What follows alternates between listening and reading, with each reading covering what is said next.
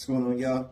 Blackout The Rebel, and I'm going to be covering what took place on last night's episode of Evolve. So if you're not an Evolve fan, this is not going to be for you, and that's all right. For all those of you who are Evolve fans like myself, let's lock in. So last night, the episode opened up with Callie Armstrong being pissed off at Gentala, rightfully so, because Gentala's been sneaking her this whole time. So now they finally had their match, and it was a really good match. Gentala definitely looked good. I personally didn't think that she was gonna win, but I liked how well she looked in the ring going against Callie, because I feel like Callie is a very domineering force in the ring and just on the mic and just overall. So to make sure, to be able to combat that properly, I think, that says a lot about her growth and her elevation in these last couple of weeks. I think she's really embraced being the heel and being tougher and edgier. And she looks great. She looks, good with her movements and everything. It was a really good match. I enjoyed it. Did I think she ever had a chance of winning? Unfortunately, no. And that's not being a hater. That's just saying I don't think it's time. And I just don't see that. I don't see Gentala being the person that Callie Armstrong drops the belt to. Nothing against her, maybe within time, but I just don't see that being the case. And honestly, I don't know what they're gonna plan on doing. I don't know if kayfabe makes a difference in who gets the belt, because more or less, Callie Armstrong is kind of a heel to some degree. She has too much edge to be a pure babyface. So to have that belt go from her to Gentala, who's clearly being a heel now, I don't know exactly how they want to do that. Personally, the only person who I think makes a good candidate for the belt to be passed on to right now, I would say, is Tyra May Still. And I think that's why she's in that contendership match that's coming up next week. They're going to show the flash for that, because I forgot who she's going against. I don't know if it's Kendall Gray or Carly Bright. I always get them confused. But I think it's one of those two that I think she's going to end up going against.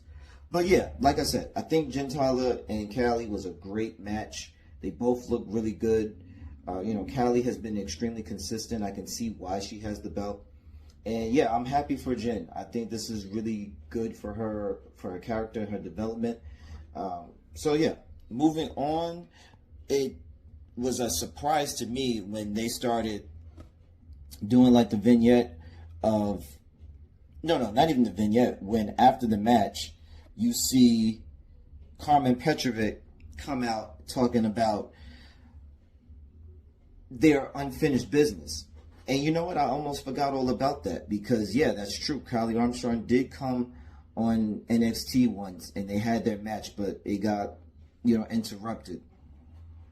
And they're showing the clip right now. So yeah, this is going to be interesting to see. I don't know if Carmen is going to be there permanently to stay. Sometimes it's cool to do this, like a big fish going into a small pond. You already have a certain amount of popularity to some degree. So now when you come over there, you are kind of like one of the bigger draws compared to others. I can see that. And, if you're not in the talks of being in contendership for, a North American or women's belt, this, could be something that you can do in the meantime, in between time. You can, try to see if you can get become a women's Evolve champion. I don't personally kind of see anything wrong with it. It just depends on who you are and where you are in your career. Like somebody like Carmen, I don't think it's the worst idea in the world.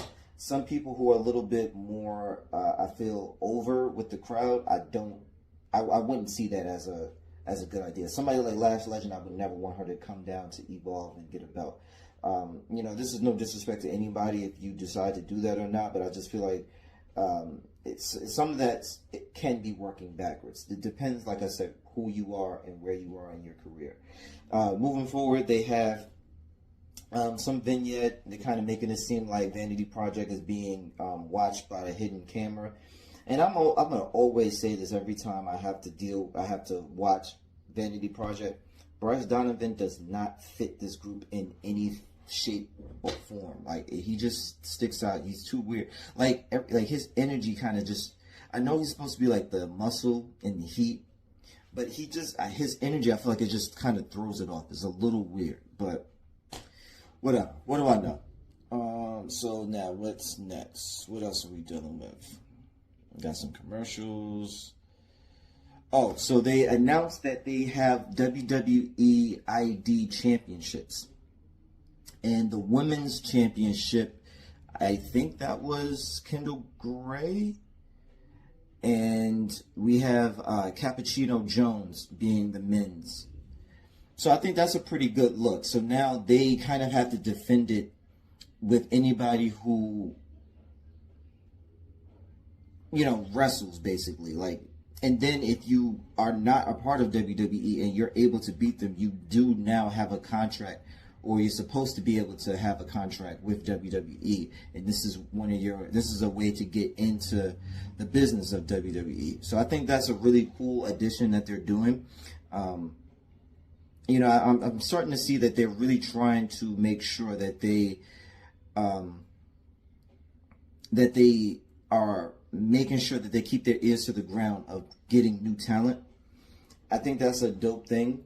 And then, you have something to strive for. Like, sometimes people look at WWE ID as, you're starting out, you're still wet behind the ears, which is true, but I don't think there's nothing wrong with giving them something to strive for and shoot for with, their own version of their championship belt. So I think that's a pretty cool thing. And shout outs to Cappuccino Jones. Him and Jack Hartwell, I think, are a really good tag team. I feel like Jack Hartwell could easily replace Bryce Donovan in Vanity Project, if I'm being quite honest. But as it stands, him and Cappuccino Jones work really well together. As a matter of fact, Cappuccino Jones had to beat Jack Hartwell in order to get that ID championship. So they had to put their friendship aside and actually get busy. And from the clips, it looked like it was a pretty good match. And honestly, we just saw them last week. I think they fought. They can work together well, and they can work against each other well. So I'm really happy for both of them. They have a lot of talent. So yeah, I think that's a dope thing.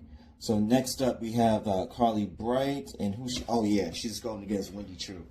I kind of expected a lot more from Wendy Chu to be where she is in her career and to be here on Evolve. I really thought she was a shoo-in for the Women's Championship. I'm not sure why they decided to go in the direction that they did, but I am sure, because like I said, it was Callie Armstrong, and Callie Armstrong, she's got it. Wendy Chu has that kind of mystique, that kind of eerie, vibe to her, and all that, kind of like that Nikki Cross, Alexa Bliss type of vibe, but like just way darker. And that's cool, but I think they just wanted something a little different for the, for the first champion, I guess. I don't know. But yeah, Wendy Chu, she's another one that has, she already has her name. Her and Ren Sinclair, I kind of expected a little bit more from. And I haven't even seen Ren in like the last, 2 weeks now, give or take. So, I definitely think that they should utilize her a lot more. But yeah. Wendy ended up choking out Carly. So, there's that. It's getting a little repetitive now. But that's her move. So it's like, well, what are you going to do? So, the match was cool overall. I really don't have any complaints. But yeah.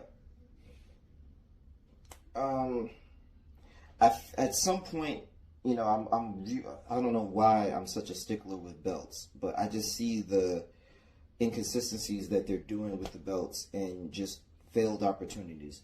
Now, I think I can see that Evolve is a very small roster compared to, obviously, SmackDown, Raw, but even compared to NXT. So they don't have a whole lot of people in the background, in the back. However, I still think that it would behoove them and be a benefit to them if they were to get some mid-tier championships. Same thing with NXT. You have the NXT championship, and then you have the North American championship. I think that would benefit both men and women in the back. But that's just what I think. What do I know? And don't even get me started with tag team titles. But to be honest, I think they could hold off on tag team titles here because they don't have any real tag teams like that. Like, you have Kendall Gray and Carly Bright for the women's, and for the men, you pretty much have Cappuccino Jones and Jack Cartwheel, like I said, and you can use any two out of the 4 or 3. I think it's 4 members of Vanity Project. If you're forgetting about Shorty, I think it's like 4, and I forgot her name. Like, it really escapes me right now, but. Yeah, like, other than that, you really don't have a lot of tag teams. So, yeah, you can hold off on tag team titles here. But I think, yeah, a mid-tier belt would be good. I don't know why my nose is itching. That only happens when I drink rum, and I haven't drank any rum. I haven't drank anything. I don't know why, but forgive me. Anywho, you have Brooks Jensen interrupting, who is this again? This is Tate. I forgot his name. Can you go back to his name, please, so I can get? Yeah, Tate Wilder.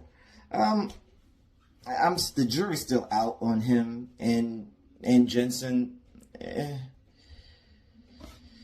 I think Brooke Jensen has has talent, yeah, and I think whatever popularity he has, I think he's using that to help Tate. Because I think Tate does need it, but I think I see what they're trying to build. I see what they're trying to do. They're trying to have like a little feud or something like that.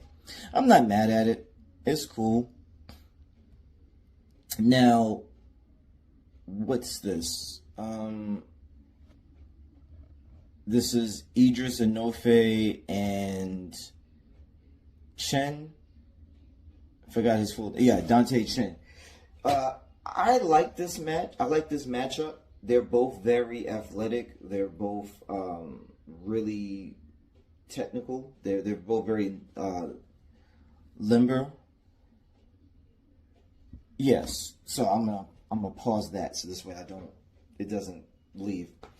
So yeah, who do I see winning? I think eventually, the way that it's written, eventually Dante is gonna end up winning.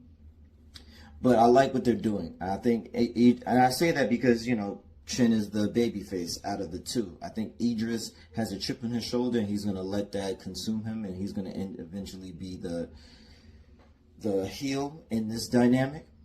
But I do like both of them going back and forth. I think that's going to be good. But yeah, next week there's going to be a women's championship eliminator match between Carmen Petrovich and Tyra May Still. Out of the two, I kind of give it to Carmen, simply because I don't think that they're going to have 2 black women going against each other. I'm just being real. I mean, it's possible. I'm not saying that they wouldn't, but yeah, and just the NXT, the unfinished business, that whole storyline behind it, I can see that selling a lot better and a lot easier. So that's what I have for that. Now, this next match, who we got? Oh, yeah, it's Bryce Donovan. Yeah, so this is what? Bryce Donovan versus Keanu Carver, right? Yeah. Listen, man, he don't be playing at all, ever. Keanu Carver be really wrecking shit. And in this match, from what I'm seeing, what I remember, yeah, pretty much most of the match, he was kind of dominating. There was some times where Bryce was getting the upper hand, but it didn't really last too long. They both wrestled well together, but overall, Keanu Carver is like a very dominating force. It's hard to make it believable that somebody is beating him. Now, Bryce Donovan has the height, and he does have the physique to where it's like he could have the strength to be able to overpower him realistically. So, I'm not mad at this matchup. Now, there is an interruption, and who is it? Is it Brooks?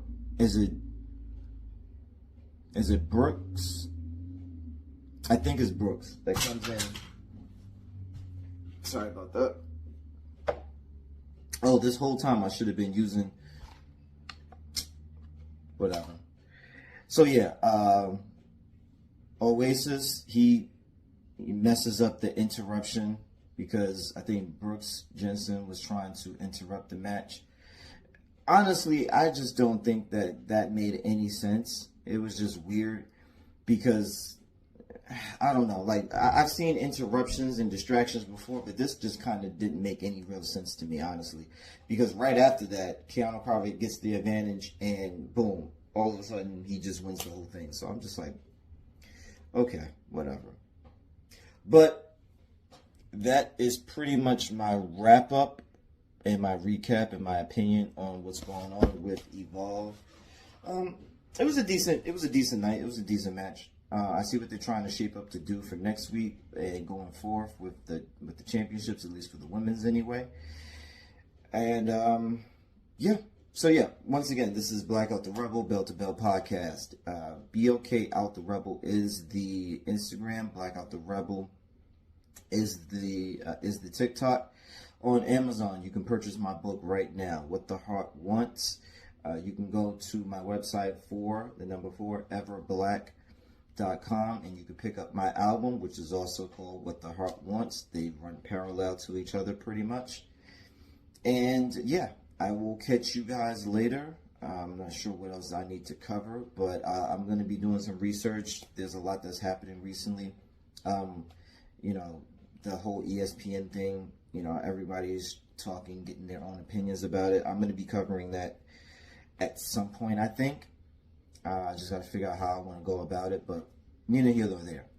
Like I said, this is Blackout the Rebel, Bell to Bell podcast. Shout outs to my team. Shout outs to League. Shout outs to Yano. Shout outs to Mainstream. We outside. I'm going to holler at y'all.